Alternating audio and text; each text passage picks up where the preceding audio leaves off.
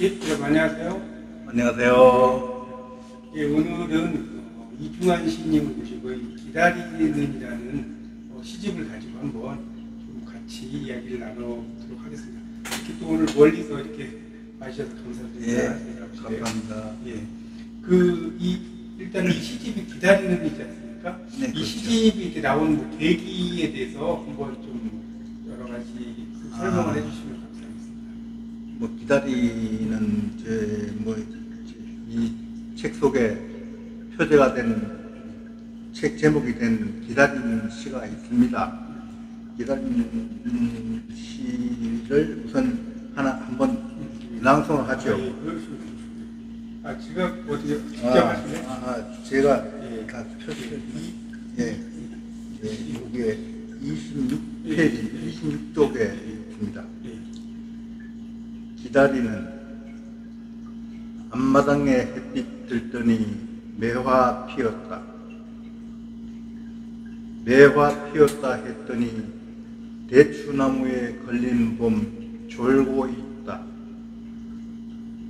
봄은 그대같이 기다려지는데 주춤주춤 발걸음이 애를 태우고 졸다 말다 하는 사랑 깨워 재촉할까 했는데 풀 파릇 꽃 활짝 눈앞에 다가섰으니 그대 맑은 볼에 입맞춤하고 싶다. 이 마지막 구절이 너무 멋지네요. 네. 이 그대는 이제 봄을 의미하는 건가요? 그대 이거 중의적인 입장인데요. 봄도 되고 또 그대도 되고 그렇죠. 그럼 이 시는 어떻게 쓰시게 된 어떤 계기랄까? 계기 그런 것보다도 제가 이 시 문학회에 나가면서 초창기에 쓴 시입니다. 이게. 근데도 이 시가 제가 애착이 가는 거는 누구나 부담 없이 그냥 이렇게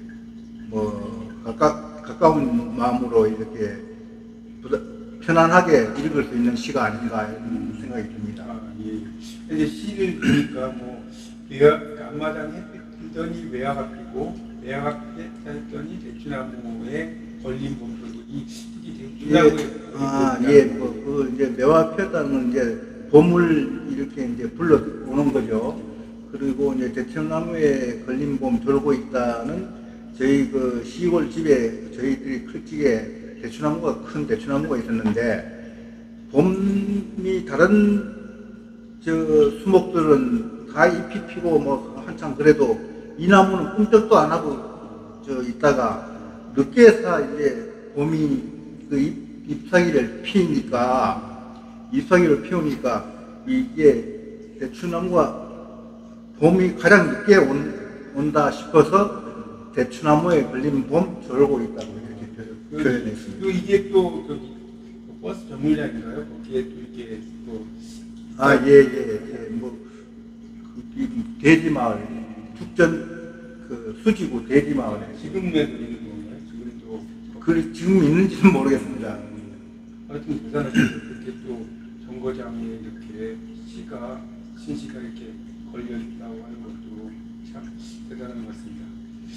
이 시집에 이제 기다리는이라는 이게 이제 일반적으로 기다리는 하면 이게 이제 완성형은 아니잖아요. 기다리는이라는 의미가 참 제목을 참 잘 지으신 것 같아요. 뭔가 진행되고 있다. 늘 기다리고 있다 이런 느낌이 오는 아주 멋진 시를 하면 잘 들었습니다. 그래서 제가 아까도 얘기했다시피 이 시의 초창기에 지은 시기도 하고 그때 어떻게 이런 발상이 나왔을까 싶은 생각이 들기도 하고 특별히 이렇게 써야지 이런 정신적인 고생을 해가면서 쓴 것도 아니고 수술 내키는 대로 썼어요. 그래서 이 시는 그렇게 사람들이 심적으로 부담을 안기거나 이런 것도 아니고 누구나 봐도 편안하게 이게 볼 수 있는 시가 아닐까 이런 생각이 듭니다. 예, 아주 잘 읽어봤습니다. 이게 이제 첫 번째 이제 그 파트에 이 시의 이제 바람의 끝이라고 하는 첫 번째 파트는 이 시의 그 여러 파트가 있는데 그 중에서 이제 기다림이라는 시를 한번 저희가 읽어보고 또 시인님의 설명을 또 들어봤습니다. 혹시 이제 2부가 이제 겨울비로 되어 있지 않습니까? 이 시의 두 번째 파트를 보면 겨울비. 겨울비. 예, 겨울비도 있죠. 네, 여기서 또 한번 추천해 주시고 싶은 시 있으면 좀 말씀해 주시죠. 그리고 이제 뭐 기다리는 거 하나 더 말씀드리고 싶은 거는 풀 파랗고 살짝이라는 이거는 누구나 참 쉽게 쓸 수 있는 말인데도 이거를 누가 활용했거나 그런 걸 못 봤어요. 그런데 이렇게 쉽게 이런 문구를 착안을 해가지고 제가 썼다는 것에 대해 가지고 참 괜찮게 생각이 듭니다. 아주 시 좋습니다. 겨울비요. 그 겨울비에서 뭐 추천하고 싶은 이제 말씀하고 싶은 시 있으시면 겨울비 있어요. 예, 겨울비가 32쪽에 있는데, 예, 겨울비도 요거 좀 의미가 좀 있어요. 예, 낭송을 해보겠습니다. 겨울비. 한겨울에 주룩주룩 비 내린다. 빗방울 목줄기를 타고 몸속에 스민다. 하늘의 슬픔인가 나의 슬픔인가. 하얀 눈이 흠을 덮어주길 바랐는데 내 속살까지 살피는 비. 겨울비 몸속을 타고 발끝까지 흐른다. 비가 내린다. 이걸 겨울비가 참 감춰진 거를 다 살피는 게 아닌가 이러한 의도로 쓰십니다. 네, 하여튼 그러니까 겨울비를 통해서 일종의 이런 걸 우리가 관찰시라고 하지 않습니까? 근데 그 겨울비를 통해서 나의 어떤 생각까지 연결시켜서 아주 멋지게 쓰신 것 같아요. 마지막에 이제 겨울비 몸속을 타고 발끝까지 흐른다는 표현이 좀 압권이라고 할까요? 시에서 굉장히 좋은 내용이. 그리고 이제 이연의 하늘의 슬픔인가 너의 슬픔인가라고 해서 약간 이제 영탄적인 어떤 서리법으로 계시를 써주신 게 참 또 아주 잘 쓰신 것 같습니다. 겨울비란 아직 이제 겨울을 가 이제 내리려면 좀 시간이 걸리겠지만 그래도 이 겨울비라는 시도 참 아주 이 시 쓸 때 그때 현상이 겨울비가 오는 거를 보고 이런 시를 쓰게 되었습니다. 잘 쓰셨습니다. 그러면 이 시에 여러 파트가 있으니까 일단 한 파트씩 일단 가보죠. 3부가 이제 유리창을 닫는다잖아요. 예. 그리고 여기서 또 혹시 뭐 추천하는 첫 구절에 목욕이라는 시가 있어요. 이게 좀 제가 생각해도 좀 독특한 시라고 생각합니다. 목욕하는 거를 여인한테 접근해가지고 하는 그런 거를 나타낸 건데요. 한번 들어보세요. 목욕. 탕에 다리만 넣었다가 조금씩 깊숙이 들어간다. 그녀에게 다가섰을 때처럼 뜨거운 열기에 전신이 넉넉해진다. 그녀에게 빠질 때처럼 엉덩이 닮은 받침 의자를 깔고 앉아 육신의 구석구석 때를 닦는다. 정리 무르익을 때처럼 목욕으로 마음을 닦는 것까지 비누칠로 깨끗이 샤워한다. 사랑을 완성했을 때처럼. 이 시는 일단 지교법을 계속 이제 연애 끝에다가 이렇게 쓰셨네요. 예. 할 때처럼 예. 쓰셨고, 그러면 이 목욕이라는 시에 대해서 조금 더 구체적으로. 제가 아까 조금 언급했다시피 이 목욕하는 거를 통해서 그 남자들이 그 여인을 이렇게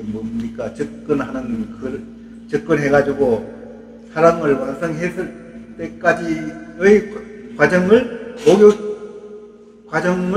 통해서 표현을 했습니다. 그래서 이제 연시에 또 이렇게 아주 잘 쓰시는 그런 그 시인이라고 또 평가를 받으시는 이해를 알겠습니다. 이렇게 목욕과 그 사랑의 어떤 마음, 감정 이런 것을 함께 엮어서 이렇게 시를 쓰시는 게 대단하십니다. 그런 예, 그러면 이거 이제 마중이라는 게 이제 네 번째 파트네요. 마중. 그거보다도 신기루가 그 다음 장에 신기루라는 게 있습니다. 신기루 옅은 색이었다. 바위에 부딪혀 멍든 파도처럼 점점 짙은 색이 되어갔다. 산모랑이 멀리 돌아오는 쪽 아지랑이 같고 신기루 같은 거였다. 갈수록 선명해지는 건 춘향이 것 같은 그네가 내게로 올 때 향기는 더 짙어지는 것이었다. 이것도 뭐 이런 시. 이거는 뭐 어떻게 직접 이런 경험을 쓰신 건지 아니면 어떤 상상을 해서 하셔서 이런 걸 쓰신 건지. 뭐 조금 이렇게 연정을 느끼는 이런 대상을 생각하면서 쓴 것입니다. 이제 하여튼 뭐 시가 여기 지기법 이제 아지랑이 같고도 그렇고 춘향이 것 같은 그런 그네가 내게로 올 때 이런 표현이 아주 또 재밌는 것 같습니다. 점점 이제 발전돼 가죠. 처음 이 신기루 같이 뭐 이렇게 분명치도 않지만은 이렇게 나한테 다가왔다고 생각하기에는 참 향기가 느껴진다. 이렇게 이 영어로 신기루 이제 미라지라고 하는데 MIRH인데 사막에서 이제 정말 오아시스를 찾다가 힘들면 마치 이제 오아시스가 있는 것처럼 발견하잖아요. 이제 그런 게 좀 신기루인데 아주 제목도 그렇고 시도 상당히 어떤 그 연시 쪽이죠. 이것도 아주 잘 쓰신 것 같습니다. 예, 맞습니다. 그 다음에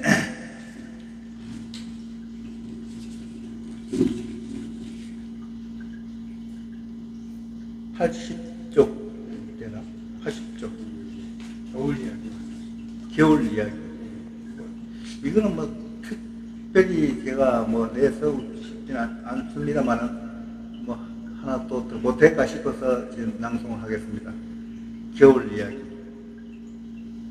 겨울은 아래로만 한없이 내려앉으며 깊이 잠들어 가는 때, 그래서 한 겹 더 늙어가는 것, 혹시나 하고 옛사랑을 그리는 마음으로 창밖을 바라보며 지내야 하는 때, 추위를 감싸려 두껍게 덮칠만 하다 보니 거무칙칙한 계절, 세찬 휘파람 같은 바람에 앙상한 가지에 매달려 있다 끝내 지고 마는 잎새처럼 겨울은 마지막 남겨진 눈물. 이것도 약간 연시라고. 제 시가 뭐 예, 아니 연시도 좋아요. 근데 이제 그것을 이제 쓰신 어떤 뭐 그림의 대단이나 계기나 이런 걸 이제 일반 독자는 모르니까 조금 더 부여 설명해 주시면 그것도. 그렇게 뭐 사람은 누구나 좀 호감이 가는 사람이 있고 뭐 그런 게 있지 않습니까? 그러다 보니까 그런 사람을 이렇게 염두에 두고 쓰다 보니까 이런 시가 되고 뭐 그렇습니다. 겨울을 가지고도 이렇게 이제 그 마지막 단계는 눈물이라든가 끝내지고만 있을 결론이라든가 이런 약간의 이제 그런 뭐랄까 그 그리움의 어떤 정서 이런 것들이 시 속에 이렇게 녹아나 있는 것 같습니다. 예.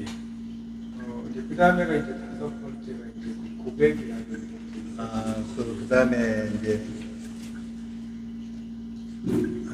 제가 또 소개해 드리고 싶은 거는 설약. 요거는 조금 제가 요거는 좀 제가 누구한테 좀 도움을 받은 거라서 좀 아니 그래도 기본적인 아이디어는 이제 기본적인 아이디어는 제가 설계는 제가 했죠. 설약. 눈 덮인 평원으로 가자. 그곳의 고요는 흠집 없는 천사의 날개옷처럼 숭별한 것이다. 제가 눈이 좀 안 좋네. 아니 제가 작은 산새도 함부로 내디딜 수 없이 그저 바라보고 있다. 눈 덮인 평원으로 가자. 술록이 끄는 썰매를 타고 눈보라를 일으키며 내달릴 수 있다면 털모자 눌러쓴 에스키모가 될 것이다. 얼음으로 커다란 궁전을 짓고 외눈박이 거인 문지기를 세워놓고 자꾸만 미끄러져 가는 시간을 붙잡아 줄 수 있다면 눈 덮인 평원으로 가자. 차가운 심장을 가진 야누스를 신부를 맞아도 좋을 눈 덮인 그곳으로 가자. 이건 제가 이야기는 약간 유토피아적인 어떤 그런 공간 뭐 이런 의미는 아닐까요? 뭐 유토피아. 요 구절에 요거는 술록이 끄는 썰매를 타고 눈보라를 일으키며 내달릴 수 있다. 뭐 요거는 제가 그 생활할 적에 그 서울 무학여고 학생들이 그 위문 공연을 왔었어요. 그래가지고 이제 다 이제 간 뒤에 여학생인데 나를 유심히 봤는지 그 나한테 위문 편지가 왔어요. 그래 위문 편지를 겨울에 이제 그때 겨울철 크리스마스 띄움에서 위문 공연이 왔으니까 겨울철에 눈 내리는 창밖에 눈 내리는 걸 바라보면서 이렇게 답장을 쓰면서 이렇게 썼습니다. 제가 그때 군생활할 때 그게 이 구절이 잊혀지지 않아서 요걸 조금 넣고 해서 이렇게 시를 썼습니다.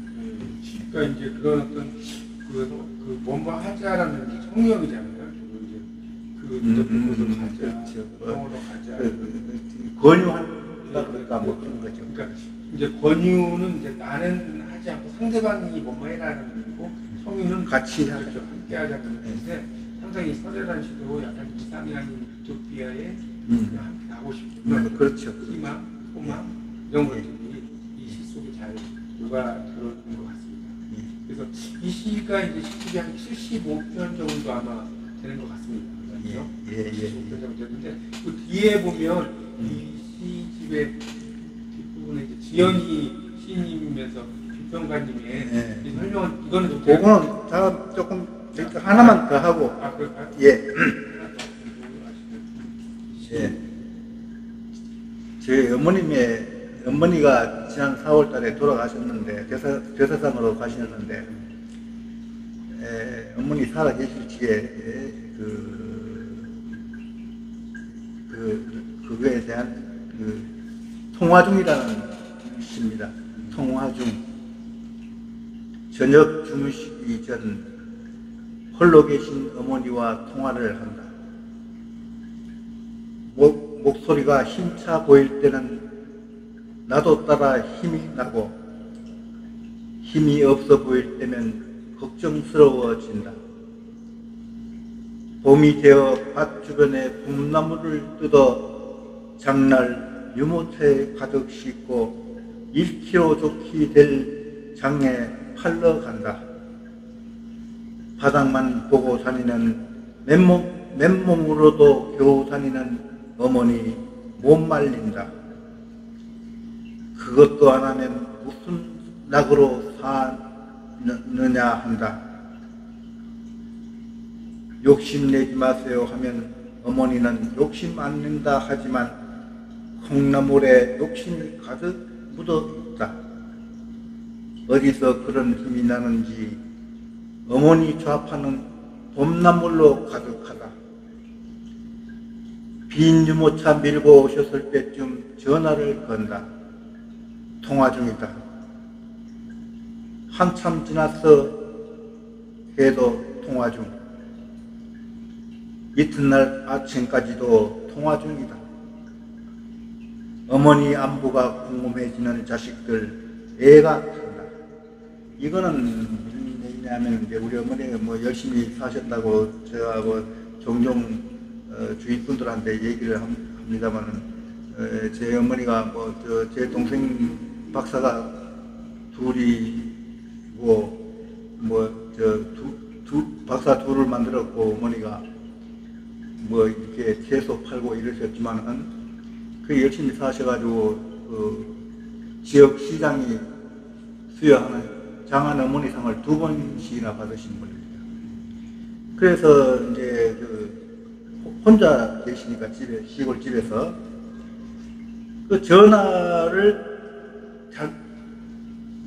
노인네가 딱 잘못 놓는 수가 있어요.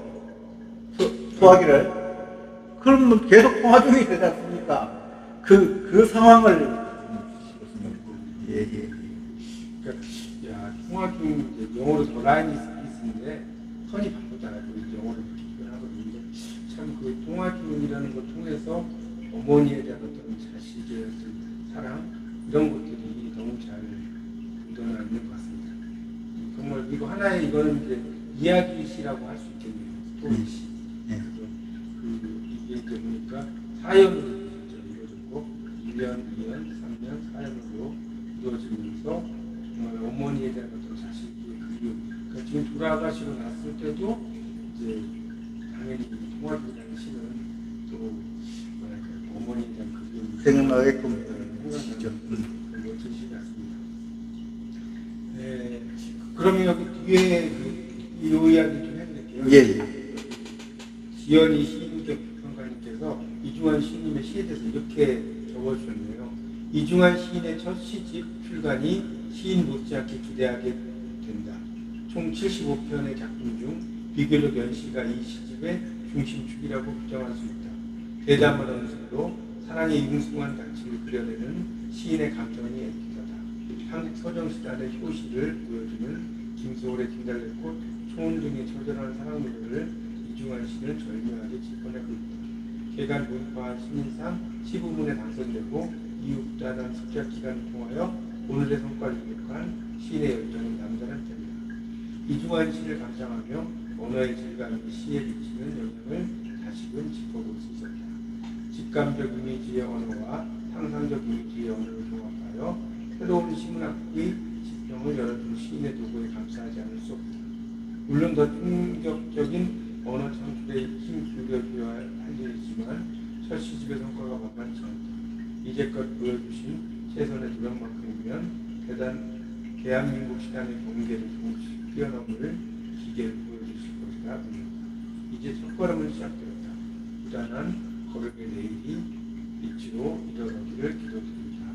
이렇게 아주 뜻을 써주신 그 지연이 교수님이 너무 과찬을 하신 것 같아요.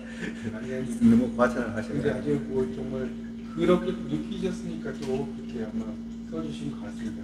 정말 이제 뭐 이게 짧은 시간 관계상 75편을 다 읽지는 못했지만 이제 이런 시에 관련된 이야기를 하면서 정말 이 속에 이제 어떤 시인의 다양한 어떤 이런 생각들 이런 게 있고 여기 보니까 또 그 101쪽에 나오는 손이라는 시는 아주 짧게 오행으로 그런 시가 있죠. 이건 또 처음 봤네요. 대부분 긴 시가 많았는데 손에 대한 뭐 특별히 손을 의식해서 썼다기보다도 이런 시를 한번 간략한 시를 한번 써본 것도 어떨까 싶어서 하나 썼습니다. 손, 기도, 하늘과의 연결, 경건하고 간절한 합장을 위한 존재. 정확하게 손에 대해서 이제 기도를 하고 또 기도를 통해 하늘과 연결을 하고 우리가 그런 말 있지 않습니까? 우리가 망원경을 통해서는 천리를 보지만 그 기도를 통해서는 천국을 본다. 이런 아주 명언이 있지 않습니까? 정말 이 기도를 통해서 천국으로 이제 그 연결되는 그런 어떤 매개체가 이렇게 되는 어떤 멋진 시도 또한 잘일 것 같습니다. 합장하는 기도를 이렇게 손을 모은 그거를 의식해가지고 손이라는 제목으로 쓴 거죠. 잘 쓰셨습니다. 지금 제가 이제 75편 중에 다는 아니지만 그 7, 8편 정도 된 것 같아요. 이렇게 이제 한번 이렇게 쭉 이렇게 해봤는데 읽어봤는데 뭐 이제 앞으로 또 계획이 뭐 있으시면 좀 지금 현재 한 70편을 써서 보관하고 있습니다. 요번 제 생각은 한 80편 이상 찌개 시집을 내었으면 해가지고 뭐 연말 안에는 뭐 빠르면 연말 안 그러면 내년 초쯤은 새 시집을 낼 것이라고 생각하고 있습니다. 기대됩니다. 기대됩니다. 뭐 아직 뭐 시집의 제목 같은 건 제목 같은 건 아직 구상이 안 됐고요. 뭐 가끔씩 좋은 게 있으면 메모하기는 합니다만은. 그러면 하나 더 궁금한 게요. 그러면 1시집과 2시집의 어떤 그 생각하는 것의 차이점 같은 거 이런 게 1시집이 지연희 교수님께서 뭐 연시가 주종을 이루고 있다고 이렇게 하셔서 조금 자꾸 연시 쪽으로만 하기가 조금 뭐 마음에 부담스럽다 그럴까 뭐 그런 점도 있고 해서 이번에는 다양하게 시를 뭐 다양한 내용으로 쓴 시를 보여드리려고 하고 있습니다. 알겠습니다. 이렇게 오늘 또 한 30여 분 정도 김신원 시인과 시도 낭송하고 또 이제 거기에 대한 어떤 그 저자의 해설도 듣고 또 이제 이 시 해설 써주신 지연희 시인님의 평도 들어보고 아주 즐거운 시간이었습니다. 앞으로도 또 2시집, 3시집, 4시집 이렇게 계속해서 또 멋진 어떤 시의 어떤 사람들의 눈에 이렇게 보여주는 이정표라고 할까요? 그런 것이 되어주시기를 진심으로 기원하겠습니다. 그리고 뭐 시를 하나씩 이렇게